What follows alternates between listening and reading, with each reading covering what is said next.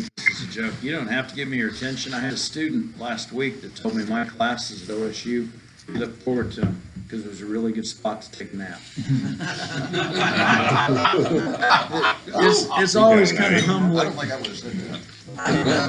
It's always kind of humbling to hear what somebody thinks. He said, "No, Dr. Johnson, I really look forward to your classes. That's a great place to take a nap." Was he a freshman? It has to be a he. I'm No, sorry. it's a senior. A senior. It's a senior. He's a member of the livestock team. He's had me in 3 classes, so he felt, I guess, comfortable enough in sharing that with me. But anyhow, our topic this morning, and I always enjoy coming down here because you guys you keep me on my toes. You have good questions, and sometimes I have 2 or 3 slides we discuss. And today I've got it's longer, but at the same time, the general topic we're going to discuss is one that I hear more about when I talk to people in the country anymore, and I think you'll see why as we go through here, because even before we get into talking about mating systems, one of the things that I have experienced in my lifetime, and we're all sitting around here making jokes about how old we're getting before we start, but I can remember being a young man and living through what we called the breeds revolution in the 1970s, when I got old enough to be aware of all the new breeds coming in. And it seemed like if we went to our county fair, our state fair, something like that, here was a new breed. Here was a Simmental cross. Here was then later it was a Limousine cross or a Charolais cross. And by the time I got into high school, we'd imported Maine Anjous, and here was a Maine Anjou cross and a Chianina cross. And we went from about Angus, Shorthorn, and Hereford cattle in the 60s to having literally more breeds than I could sit here and give inventory of by the 80s. And we talked about close to 100 breeds of cattle, most of which we had imported since the 60s. And if we think back, there was a good reason why we did it. We had, in the 50s, we became a grain surplus producing nation. It became cost effective to finish out cattle on corn-based diets. The modern feedlot as we know it kind of became the norm as far as finishing out cattle. The public liked the taste of corn-finished beef, and so we had bred cattle to be small, early maturing, and get fat on grass, because really from Civil War to about World War II, that was beef production. Beef tasted good, and we tried to finish them on grass because they were a ruminant animal. But when the modern feedlot came into play and there was a public demand for grain-finished beef, we needed bigger growth of your cattle. And that's why we went to the continent of Europe and imported a lot of those breeds, because they had been developed for draft and muscularity and kind of a different purpose. And so they gave a tremendous boost as far as growth genetics, cutability, things like that we had. If we want to fast forward, by the time I was getting out of college in the late 1980s, we had went from those small, early maturing cattle that were popular in the 60s. And I remember in 1988 at Denver, being there, coaching a judging team, and looking at some of the breed champions from Denver in 1988, and you would literally see pictures of people standing underneath them with their head up here on a lead strap, and the animals were 70-some inches tall that were winning shows, but the only thing you'd see of the showman would be the bottom half of them standing beneath the animal. And that was the result of some serious selection for growth and muscle and cutability and later maturing, and a lot of those imported breeds have played a key role in that. And where did we go from there? We're basically looking in the past 25 years, I would say, that you've seen one breed capture the dominant amount of the bull market share as far as a commercial bull market going into cow-calf operations in this country, and it's been Black Angus. And the big advantage, and the advantage that breed held, one was a branded beef program that continued to have a tremendous amount of popularity that fueled it. But we had imported so many breeds and done so much crossbreeding that we didn't have a great deal of consistency in a lot of the cows that were in existence by about 1990. And Angus had stayed true as a breed, and when I say true as a breed, there's some other breeds that have done it. Hereford and Charolais would come to mind as other breeds that have done that, but they had not watered themselves down with some kind of a hybrid cross that they registered as part of their breed. They had some genetic strengths as far as calving ease, good growth, and a branded beef program. And so we have kind of made our nation's cow herd more homogeneous over the past 25 years because most people have begun to use Black Angus bulls. And I always point out at this stage of the talk that I am not a paid spokesperson from the American Angus Association, but these are realities of what we've seen. So when I talk about what I hear anymore, interestingly enough, what leads into our discussion this morning is I'll talk to somebody and they say, we've been using Angus bulls for 25 years and our growth's gotten better and our milk's gotten better and we finish out all our cattle now and they got great carcass genetics and we're really capturing value by finishing out those cattle, and a lot of them are going to certified Angus beef. But we used to run 85% calf crop weaned, and now we're running about 79-80%. And we're managing cows the same way. And that kind of leads to our discussion this morning and things we're going to talk about is what has happened. Because if you look at what they've done about 6 generations in, they have basically are running commercial cows that are about 63/64 Angus. So they've lost maternal heterosis. So this morning as we talk about pros and cons of breeding programs and basically inbreeding, but when we talk about inbreeding, I want to think about it more in a sense because inbreeding always has a negative connotation.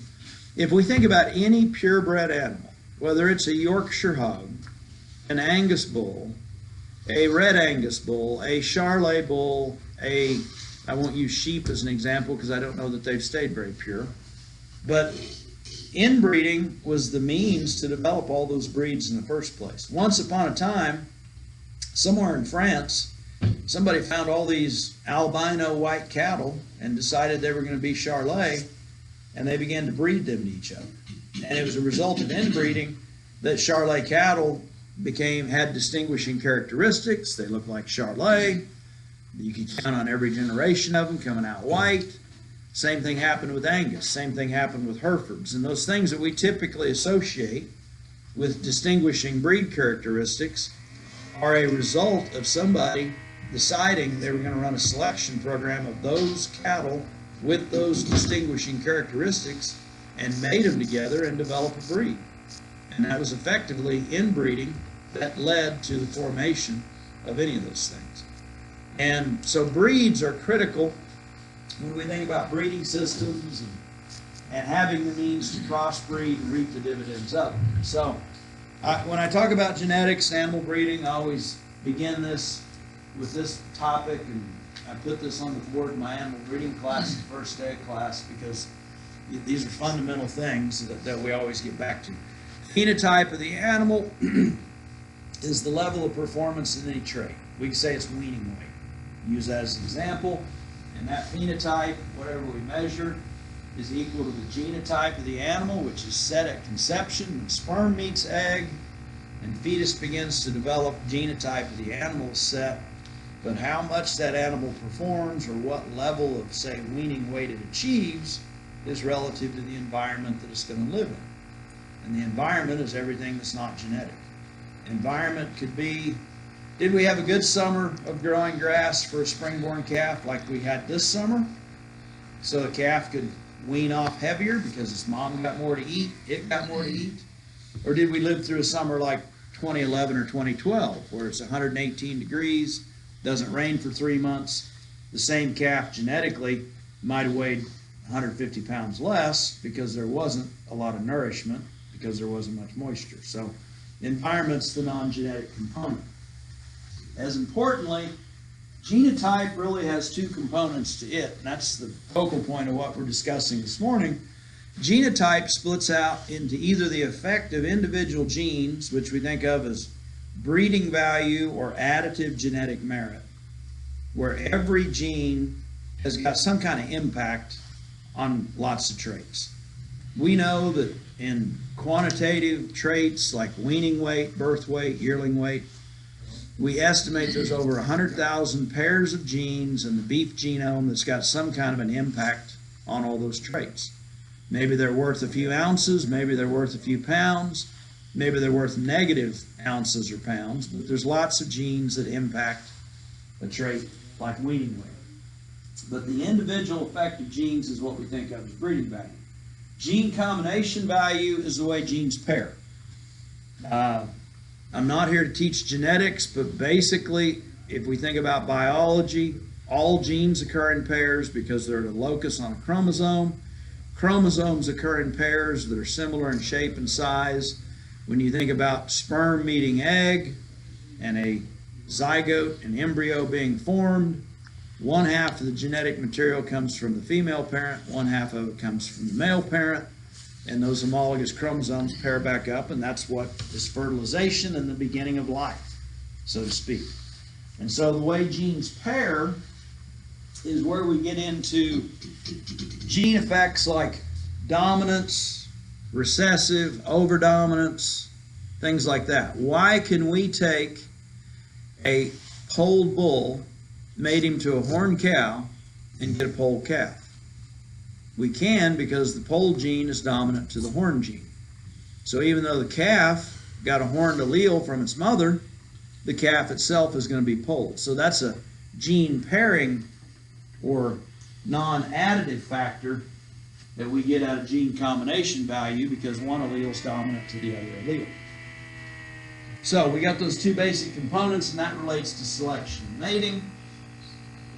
Selection is basically the process where we decide what animals become parents. If I raised 25 heifer calves this year and I wanted to keep 5 of them as replacements, on some basis or another, I go out to my pen of heifers and I pick out 5 heifers. Whatever my criteria is my criteria, but that's the process of selection. If I decide I'm going to keep one bull out of there to become my next herd sire, I've got some basis for selecting that one bull to be the next herd sire. Effective selection, we always say, is based on the animals with the best breeding value. We say that, and I backtrack here for a second. Again.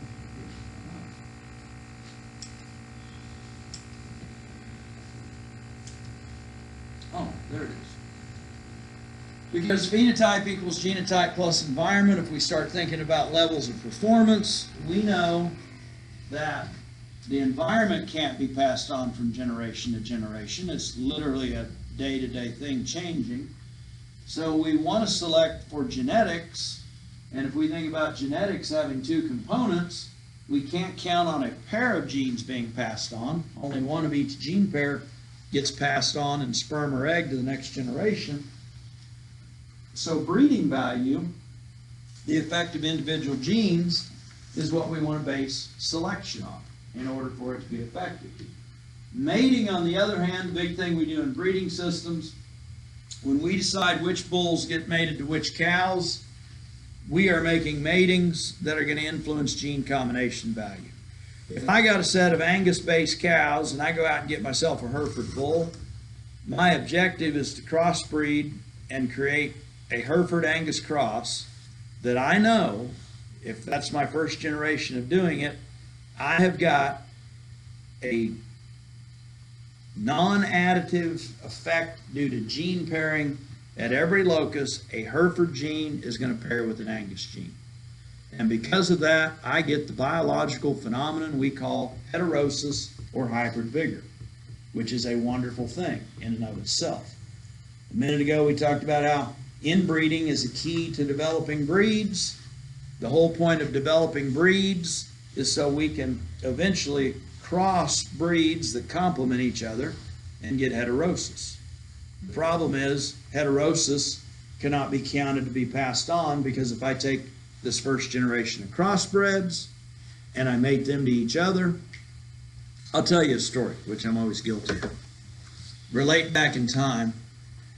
In the early 1990s, when I went to work at OSU, we had tall, gangly, gold and white spotted Simmental cattle.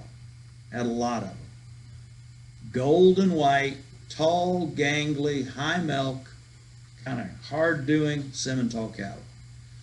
And we, like a lot of other people, about 1994, figured out if we'd use a red Angus bull on those tall, gangly, Simmental, gold and white spotted cows, we could make a solid red, moderate frame, deep bodied, thick, easier keeping half-blood Simmental, which the Simmental Association let us register as a half-blood in an upgrading program.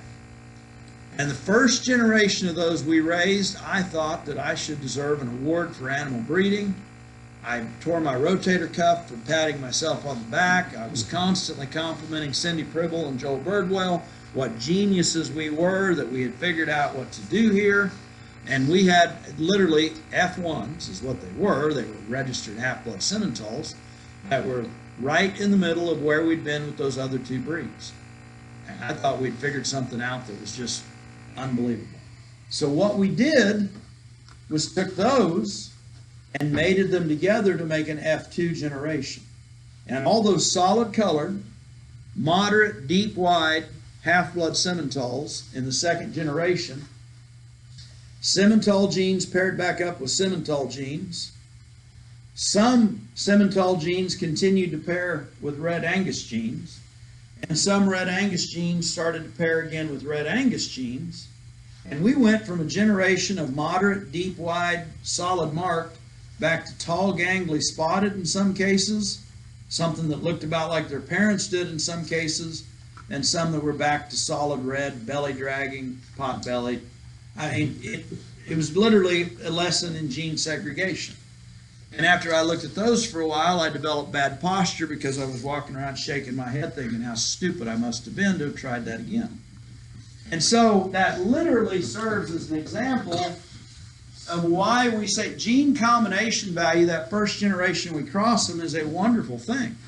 If we got two breeds that complement each other, first time we cross purebred lines and we get that heterosis, we get the bang for our buck of heterosis, hybrid vigor, breed complementarity. It's a wonderful thing.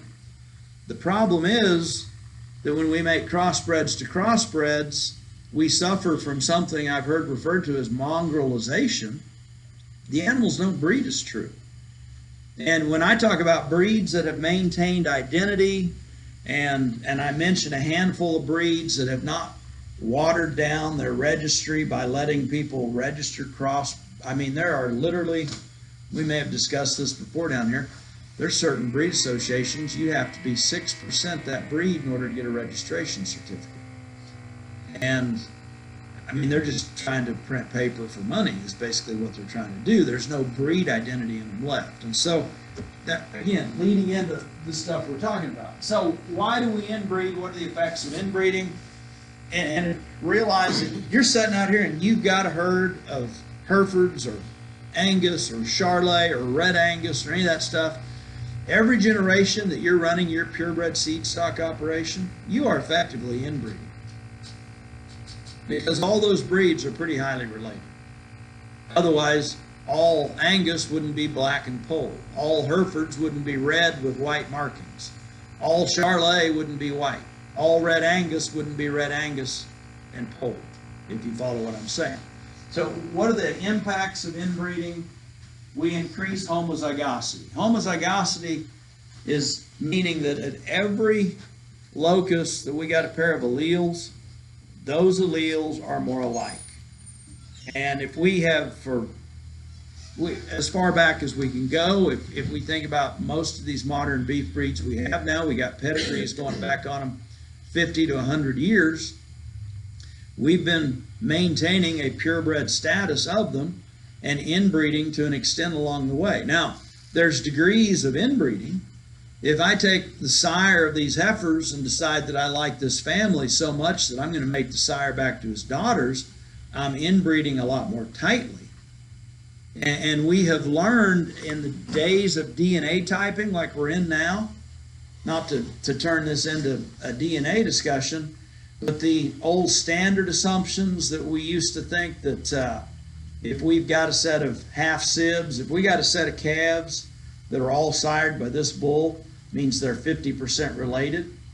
Well, now because we can DNA type, we can actually figure out some of them are more like 62% related.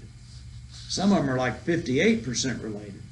Because as we go far enough back in their pedigrees, there was some point along the way there was relationship we didn't account for, didn't know about. So if we got genes of similar origin, there's a lot more relationship in some cases than what we bargained for. And the purpose of inbreeding is to create homozygosity.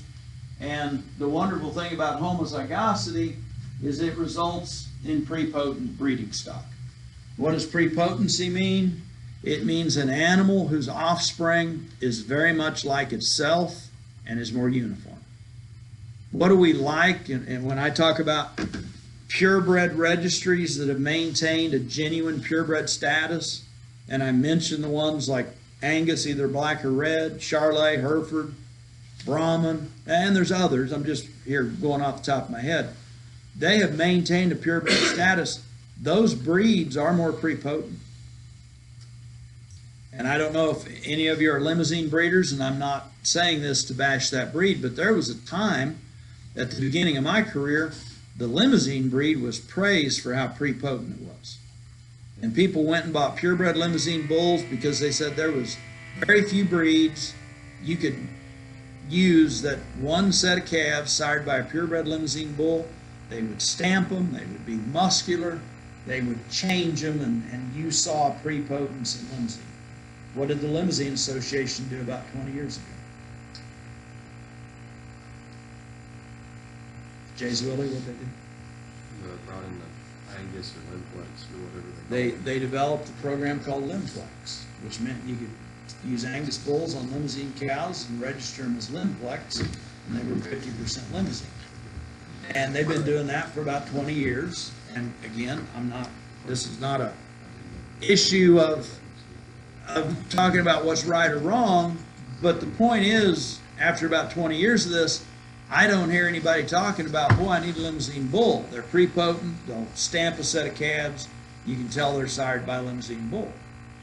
And they've lost some of that because of the hybrid program that they refer to as Limplex. And a lot of breeds have done that. So, what are the bad things that happen with inbreeding? Any of you that have probably used Angus bulls in the last 10, 15 years have heard of things like curly calf, hydrocephaly, and if you haven't heard of them, I'm happy for you. But about 2008, we began to have Angus calves being born dead with bent, crooked spines and messed up skeletons, and when the dead fetus hit the ground, it looked curled up. And what we realized once we had done genetic testing is this went back to a common ancestor where a mutation had occurred that ended up being in a very popular pedigree. And along the way, and again, I'm not trying to turn this into an animal breeding course this morning, but it is our topic. What happened is that a lot of these descendants of Gar Precision 1680 were selected because they had great marbling, great ribeye, great carcass weight. That was the reason why somebody was selecting them. But as we kept selecting more and more of them, and they began to appear multiple times in 3-generation pedigrees, what we didn't know was happening was that he carried these lethal genes for curly calf. Hydrocephaly is actually sublethal. There's actually cattle with large craniums that are walking around in pastures today that are perfectly functional. But those were the two lethal or sublethals, we could think of them as deleterious genes, that we inadvertently selected for because he was a carrier, because we were taking all these Gar Precision 1680 sons and daughters and using them because of strong carcass genetics. So what we did is we did some inbreeding, is we managed to see those deleterious genes manifest themselves as they paired back up when we made it carriers to carriers 25% of the time. We were going to get dead calves from curly calf or a hydrocephaly calf that might have an enlarged cranium. So inbreeding brings out bad genes. And as I always say, it's not very flattering, but all of us sitting in here right now, we got 15 to 20 deleterious genes in us. I mean, it's just the way nature works. And there is a certain degree of health and evolution that comes from selection and some outcrossing and not mating lines to the point that they get so tightly bred that all that stuff pops up. So there's kind of a balance we got to strike. But so inbreeding, we get more prepotent breeding stock, but we can see the downside of suffering from reproduction, and we will bring out deleterious genes. So we inbreed to form breeds, we form breeds to reduce genetic variation, and we form breeds to fix favorable alleles. Why are all Black Angus cattle polled? Because there's no horn gene that exists in the Black Angus registry. One locus, one pair of alleles influences that trait, horned or polled. Well, there's no horn gene in Angus cattle. So we're fixed for being polled in Angus cattle, if that makes sense. And so that's a purpose of formation of breeds. Other things that happen with inbreeding, heritability basically tells us what proportion of variation we see in phenotype that is due to additive genetic merit. And if traits are low in heritability, things like reproduction, we tend to see a lot of inbreeding depression. We'll show another chart in a minute that shows we actually see a lot of benefit due to heterosis and crossbreeding too. But it's reproduction or traits of fitness that suffer most whenever we get highly inbred animals. Maybe it just means they're a little later to reach sexual maturity. Maybe it means that the bull takes a little longer to get capable of breeding cows. Maybe the cow is a little more likely to end up open. But that is the category of traits that we tend to affect first when we do a lot of inbreeding. Growth is moderate in heritability. See a moderate degree of inbreeding depression. Carcass traits, highly heritable, and we don't see a great deal of impact from inbreeding on the category of carcass traits. So, genetic management, thinking about selection, matings, avoidance of inbreeding helps us to alleviate incidence of genetic defects. We are going to increase performance due to a little more outcrossing. Crossbreeding, why do we do it? We do it for the sake of breed complementarity and heterosis. And we're going to talk more about crossbreeding. Purebred seed stock operations, if we think about industry structure, there is a responsibility, if I'm a purebred seed stock producer, that I'm going to do a certain amount of inbreeding. If I'm out here and I'm raising registered Charolais cattle are more inbred than anything outside the breed of Charolais. So it's not like I can just bring in an Angus or a Red Angus or a Simmental and make a half-blood and say that I'm a purebred Charolais breeder, if you follow what I'm saying. Purebred seed stock operations have got a responsibility to make genetic improvement in economically important traits, and there's going to be keeping those animals related and pure is a certain part of that responsibility. Nothing wrong with some hybrid bulls if there's a breeding plan in place to create them. But that's a responsibility we've got. Some inbreeding is going to be involved. In commercial beef operations, if I'm out here running commercial cows, whether I sell my calves weaning, yearling, or retain ownership through the feed yard, there wouldn't be a lot of upside to me trying to inbreed. There just wouldn't be a lot of upside for me to continue to mate within family lines. Heterosis is going to be a positive thing. And so, again, thinking about industry structure, effective crossbreeding systems. If I'm going to get heterosis and breed complementarity, I'm going to need purebred animals in order to do that. Our benefits of crossbreeding, heterosis or hybrid vigor, we categorize it as the individual heterosis we see expressed in the calf, maternal heterosis expressed in the cow, paternal heterosis in that bull that might have a little more scrotal circumference as a yearling, be capable of breeding cows a little bit sooner.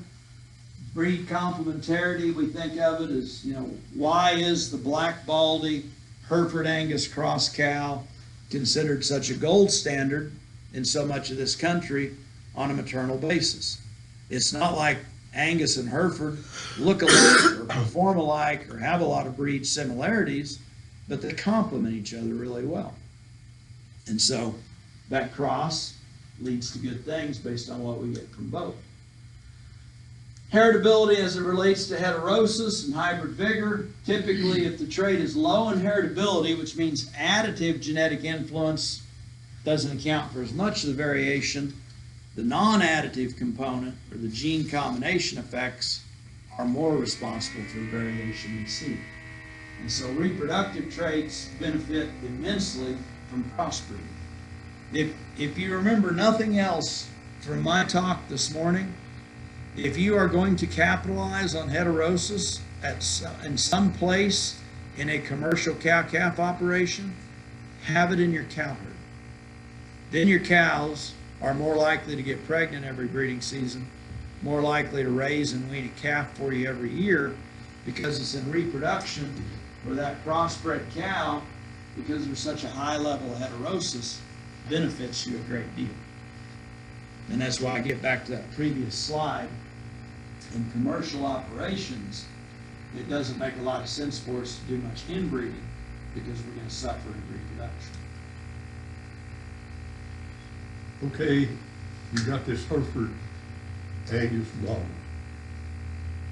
You get an offspring, you've got maternal, you put a Charolais bull on it. All right, now, what do you do to that Hereford Angus to maintain your maternal characteristics in the next generation?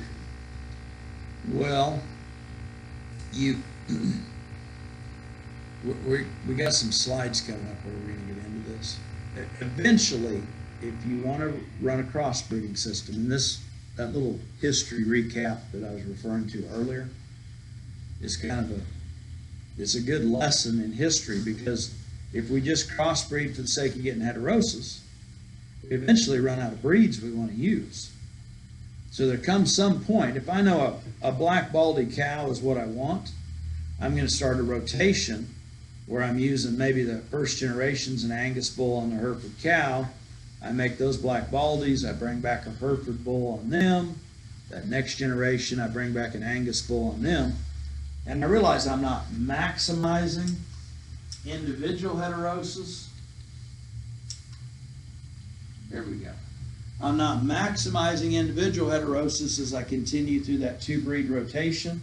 It'll kind of stabilize for me at around 65 to 70%. But what it permits me to do is focus on the complementarity of the breed strengths of those two. So I am maximizing what I want from complementarity and heterosis. I'm not always bringing in a new breed, but I'm sticking with those two breeds that keep my black baldy cows doing what I want them to do. So in that case, you may need to run a two-breed rotation on your cows to generate replacements. And maybe as the cows get older, you start using the Charolais bulls on your mature cow herd to capitalize on individual heterosis as well as having your maternal heterosis. This thing's kind of got a life of its own. So, calculating heterosis, if I took two breeds, let's say A and B, and I'm looking at a trait like weaning weight, if I take breed A and they got a weaning weight genetic potential of 500, breed B's got a genetic potential of 520, the average of the two is 510. If I make those two breeds, intuitively answer, I should have 510-pound weaned calf, right? But what I actually get is one that weighs 540, and we define heterosis as that advantage in performance the crossbred offspring has over the average of the parents. 540 minus 510 divided by 510 means we're seeing a 5.8% level of heterosis for weaning weight. And that's a realistic number. That's about where we see a trait like weaning weight fall due to the effects of heterosis. So, but when we talk about hybrid vigor, heterosis, and typically expressed as percentages, highest percentages we see are in things like reproduction. Lowest ones we see are in things like carcass traits. There's an example of one for weaning. Again, heterosis largely impacts fertility and longevity, and you get those without additional cost tied up in them. If we can combine breeds that we like and are giving us something we want to make a crossbred cow, that crossbred cow is just more fertile. She just has more reproductive fitness. she is just more likely to raise a calf to weaning for us every year. Doesn't mean she had to be fed more, didn't mean she had to be bigger at maturity. That is the advantage in terms of maternal heterosis and what we're getting at. So types of crossbreeding systems, terminal just means I'm going to market all the calves. If I take the Charolais bull, use him on the black baldy cow, and the intent is to market every one of those calves at weaning, yearling, or through a feed yard, I'm selling them all. I'm not keeping any daughters back. It's terminal mating. If it's a rotational mating, you can also think about rotation being like a maternal mating, and they're kind of interchangeable. A maternal sire or a rotational sire means I'm going to keep back daughters from that mating. I'm using the Angus bull on my Hereford cow to make F1s. I'm going to go select out of the females to become herd replacements. I've got a rotational mating system. And to sustain those, then typically if it was Angus on Hereford cow to make first generation F1, we go find a Hereford bull to bring back on them to make F2s. We select out of them, we find another Angus bull to make the F3s, and we sustain that through time by running a rotation. Combination effects, or combination systems, I should say, is where we start to combine rotational and terminal. And maybe it is that I've got, say I start with a herd of about 50 cows. Maybe I'm sitting out here now, and for 25, 30 years, all I've used is an Angus bull. I realize I've lost some maternal heterosis.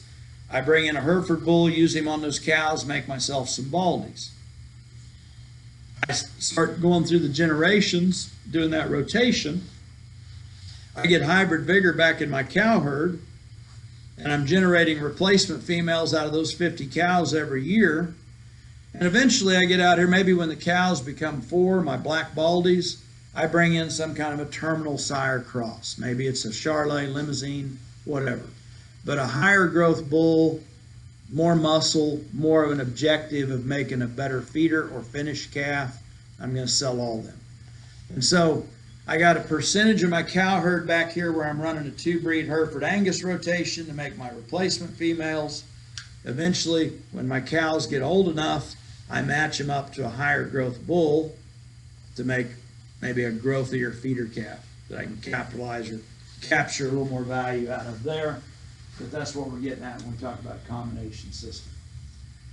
So, final thoughts, tips for crossbreeding. Choose breeds or breeding stock from those breeds that have got high breeding value, which how do we assess breeding value? That's their EPDs. We have more EPDs and genetic prediction available to us today than we've ever had before. So go to your purebred breeders and select for the EPDs that give you what you want. That gets back to things we've discussed here before. In your own operation, based on when you sell your calves, there's certain profit centers for you that may not pertain to the person sitting across the table from you if they are selling their calves at a different endpoint.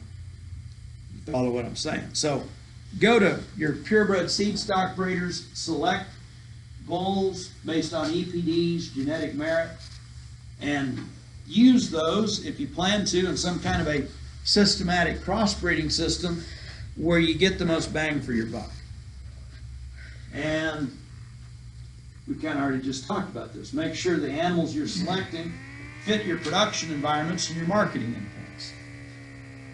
I mean, if I was giving this talk in Georgia today, I would be trying to incorporate advantages or talking about tiger stripe females and using Brahman on Hereford. Because we get into hot, humid environments and places like that, and those are the kind of commercial females that fit that production environment very well. If I went much north of here, we probably wouldn't be having a lot of breed discussions about Bos Indicus breeds because they're not going to fit the northern climate very well when you start thinking about Brahmans. So the beauty of North American beef production is cattle are a ruminant animal that can consume grass and turn it into beef. There's literally places in this country where it may take a section of land for one 800-pound cow to raise one 250-pound calf every year, but there's nothing else to do with that land. And I talked to a guy yesterday morning from Maryland That's not any matter of fertilization, irrigation, higher input.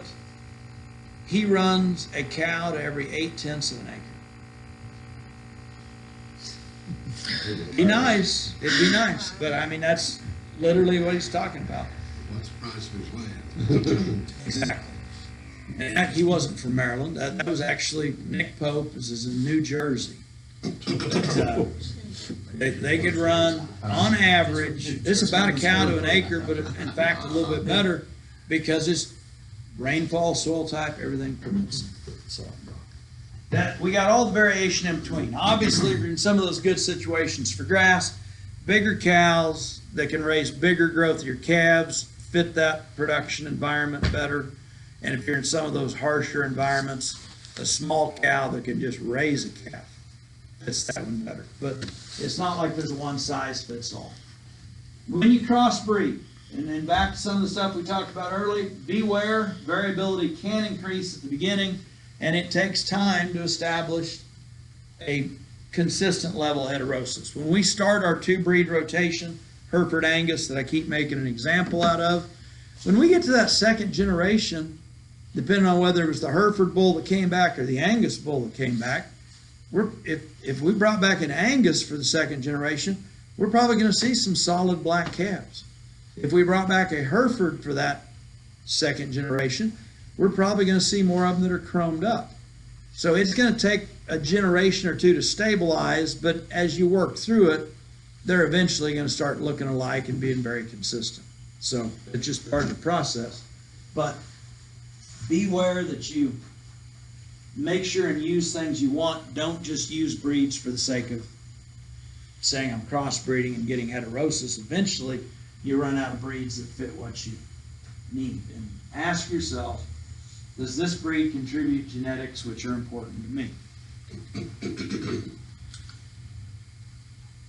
Making genetic improvement in beef cattle is a long-term cumulative achievement. And I, as a college instructor, it's always interesting because I work with a generation of students now that could be my grandkids. But, and I don't say this to be critical of them, but I mean, it's kind of instant gratification. If you know, trying means that I decided I wanted to do it and I thought about it for 2 minutes and I really tried, by God, why didn't it happen? And when it comes to breeding cattle, it is in all the meat animal species. It's not like hogs where I might have went out here and bought myself a set of replacement gilts and a year down the road I've raised some champions out of them. I mean, it is a long-term thing. And you're going to breed them for a few generations before you see any results.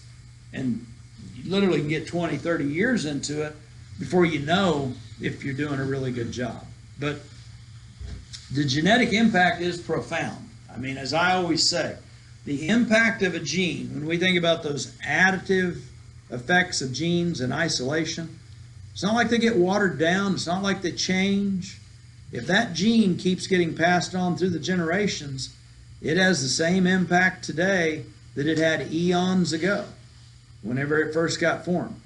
The gene that causes Angus cattle to be polled. It's not like after a few generations it began to lose its punch and all of a sudden there was an Angus that grew half a horn over here. The genetic impact is profound. When we talk about it being long-term, but it's cumulative, those genes have got that effect generation after generation. So if you can build them up and get the proportions of them you want, the accomplishment and what you can do as far as genetic potential of livestock is a very profound thing. And because of that, sticking with the plan becomes pretty critical. Because if you picked out this bull today and a year from now when you're finally seeing the first calves out of him, the day they were born, you didn't like him, so you decided to go try a different breed and never let the calves grow up, become cows, or do anything like that, I mean, you're not going to know. So that's one of those things. Pick a plan, stick with it, but investigate your plan and think about why you're looking to do that in the first place. A lot of stuff in short order. What questions do you guys have? Or are you just bored to death? Okay, I don't know whether this is true or not. I have read now where it's possible to go in and pull the gene out for horns, and so you get, all right, if you do that, and you get that out of one generation, does that horn come back in the next generation because you went in there and took it out? I think you are referring to what I hear referred to as CRISPR technology or gene knockout or something like that. And I know that there's more information coming in on stuff like that. And without reference to something specific of what you're talking about, if we knocked the gene out or didn't let it have its impact in this generation, you're asking, could it still be passed on and have its impact in the next generation? And I don't know if I can answer that, because it would depend on what they're actually doing to knock out the effect of it. Maybe it's still there and could express itself again if it got passed on. And maybe it's just knocked out cold for good. And I couldn't tell you how that might work. It's a good question. It would It's depend not- on No, if you that's- changed no, the let's gene don't- completely from being a carrier, is basically what you're saying. Like if they changed it complete dominant versus dominant recessive. Because dominant recessive, if they changed those genes, would all be But I don't Right. know I know that what we're you're saying. at that point. I mean, Right. some of this technology that we're talking about at this point is like,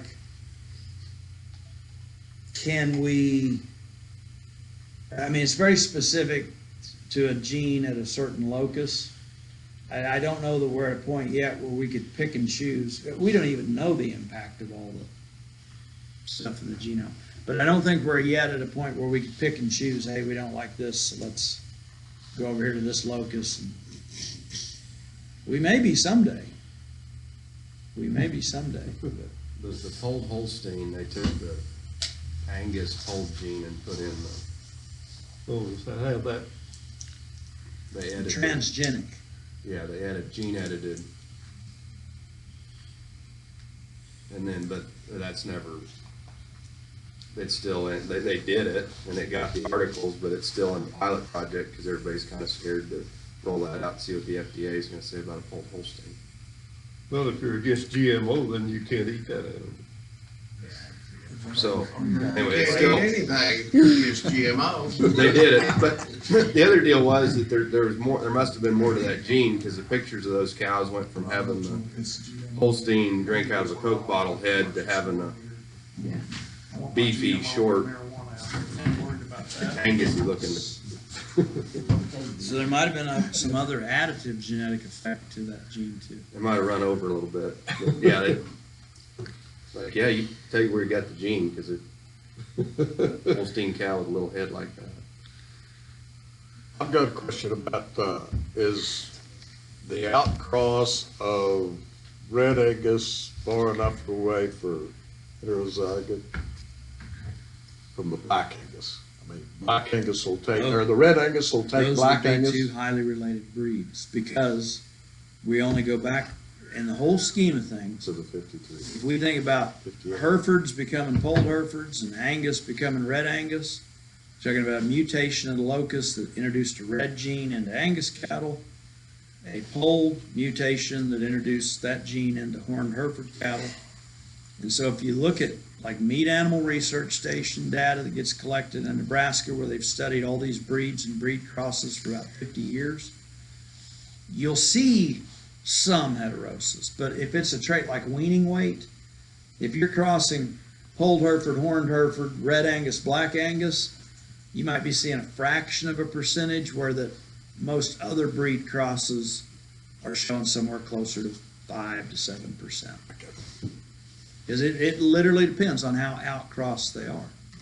That was one of the things, if we go back years ago, all the breeds that basically existed in this country, when we thought about the breeds from the British Isles, Angus, Shorthorn, Hereford, they were actually more related than a lot of the continental European breeds were. So even then, we saw a little more heterosis from bringing in the continental European breeds. But it depends on how tightly bred they were. Yes, sir. Mine's kind of a hypothetical, off the wall, probably no answer for it, but looking at these, the high growth traits that we've been working on for so long for the feed yards, it's not I wouldn't think a long-term breeding problem, because most of these animals are terminal. Most of them probably aren't going back into the breeding herd. But, you know, we're seeing so many of them fall apart now. They're okay the first 25, 30 days, then they're falling apart further down. And if you had super, you know, vaccination program and health program and weaning programs behind them. I just wonder, it's hypothetical, but it looks to me like we're outgrowing the immunity and respiratory system of these animals by pushing them too hard, or, well, there's no answer for it, but just curious what your thoughts would be. You're talking about cattle that have got so much genetic potential to grow and eat and gain. Top 10, top 20% consistently year after year. They're doing great the first, you know, when you expect the cattle to fall apart, they're not. They're doing it about 30, 40 days into the feeding program, a lot of them. You're talking about health? After they go to the feed yard. After in the feed yard, they're falling apart in the feed yard 30, 40 days as opposed to. I guess I would just say that, and this goes back to something that Dr. Bob Todashek used to tell me, and we've talked about it a lot, that anytime you get into biological extremes, you're more likely to see some kind of issue somewhere else. You'll lose something. And the most of the, we think about meat animal production, is kind of a balance of several things that lead to the most profitable, problem-free animals that we can raise. And so while we have selection programs going on, I use birth weight as an example. You know, there was data collected. We knew 30 years ago we needed to do something about birth weight. As we'd selected for all that growth, birth weights were creeping up, and there was more calving difficulty. And I can remember being a student at OSU and Bob Crop telling our cow-calf class that you weren't having calving difficulty, you weren't selecting for enough growth. And that was kind of the mentality, that existed among many at that time. So we knew we needed to select for calving ease. So initially selecting for calving ease was a good thing. And now you can look at data that shows that a calf that weighs somewhere between 70 and 75 pounds is most likely to survive and grow up. And as you start getting much heavier than that, for one reason, they're more likely to die. And as you start getting a lot smaller than that, for a different reason, they're more likely to die. And so all selection programs are good until we get to such a biological extreme that there become other issues with them. So in the case of what you're saying, yeah, it's a tough question to answer, but Nobody wants us to give up on the high growth. it's like we've said for 30 years. Well, I mean, which of your bull calves are you most likely to find bloated and dead after they've walked 10 foot from the creep feeder? The highest performing, biggest ones, because they had the most appetite and were in there eating most anyway. So it's just kind of nature. I think that we want to select within reason, but very seldom is the most extreme necessarily the best as far as profitability. Very few exceptions to that.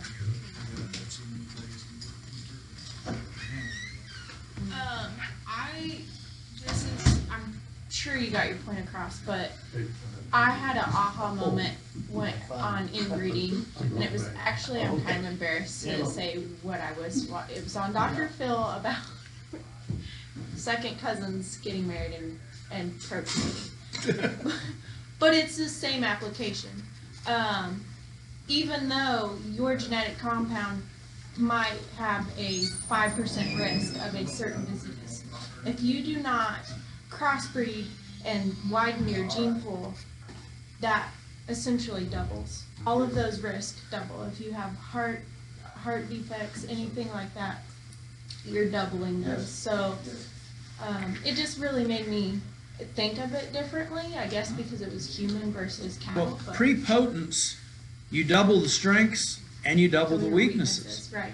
So it's the whole point. I mean, it happened a long time before us, but fortunately, somebody back in time decided, well, I like these black poll cattle, they're gonna be Angus. And somebody decided in every breed, we're gonna keep mating them together. So obviously, they had enough genetic strengths that they've survived through time, even though the weaknesses were being doubled too. Right. So there is a balance to this, and it relates back to industry structure, who should inbreed and who should crossbreed, stuff like that. If I'm running a commercial cow-calf operation, I can't fathom why I would pick out a brother to my replacement heifers Right. and be using him back on that. Oh, yeah. Just like Or to banging your run head against the wall. crossbred bulls is just, in common sense, it's hard to market when you have EPDs. That you can go out and cherry pick exactly what your herd needs with a purebred's EPD program. I mean, it just makes sense to do it that way and run your crossbred cows that aren't gonna have the issues that. There's an awful lot of people out there though that will save a crossbred bull because, boy, he looks good. He looks good. Well, I would say It'll look this at in EPD. defense of that thought, and you need to have a plan. And if I've got let's say I've got my black baldy cow herd, maybe it's a Charolais crossed with, just say Charolais Limousine cross that maximizes. I got a bull that's got more fertility, better age of puberty, more likely to get cows bred, and I got my complementary strengths of sire breeds there. So maybe that Limousine Charolais cross is the perfect bull to bring in and use on my black baldy cows. I mean, if you got a plan and there's breed complementarity. And I should regress what I said because that goes back to if you know your neighbor's program works really well and you know whose genetics and he has outstanding crossbreds, absolutely, you know, that's kind of what it is the guarantee on a crossbred bull is a little scary just buying a commercial bull. Crossbreeding just to crossbreed is where you get into that. But it still has to be Crossbreds different. won't transfer all their individual superiority because it's a result of gene Right. pairing, and they can only pass one of each pair. But purebreds in a planned crossbreeding system tend to give you more than what they were if you're maximizing the heterosis. I can tell you Mark threw me for a couple loops judging livestock at OSU because it was always, oh, judge off the EPDs, and then when you got to Stillwater for state, they might switch a bottom pair because phenotypically one looked better That's than the just other. judging. I know, but That's why it's called judging. but that's when you were the coach at Stillwater. It doesn't matter who's the coach, that's just the way it works. I emailed you the brochure. Can you No, that's good, Mark.